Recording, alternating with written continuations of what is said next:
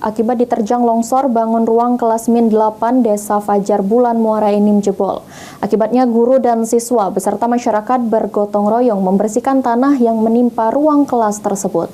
Bapak, ibu-ibu, saudara sekalian yang menimpa musibah. Hujan deras yang mengguyur kawasan Semendoraya membuat ruang kelas Min 8 Muara Enim tepatnya berada di Desa Fajar Bupan, Kecamatan Semendo Barat Ulu diterjang longsor. Akibatnya salah satu ruang kelas di Min 8 ini jebol dan material longsor masuk ke dalam kelas. Atas kejadian ini, guru dan siswa beserta masyarakat bergotong royong membersihkan tanah yang menimpa ruang kelas tersebut. Karman, Kepala Sekolah Min 8 Muara Enim mengatakan kejadian ini membuat khawatir dikarenakan lokasi sekolah berada di lereng tebing. Dirinya berharap pemerintah dan pihak terkait bisa membangun tanggul supaya kegiatan belajar mengajar aman. Kejadiannya malam minggu kemarin bertepatan dengan hujan deras dan keberadaan tanah yang berada di belakang ruang belajar Min 8 ini.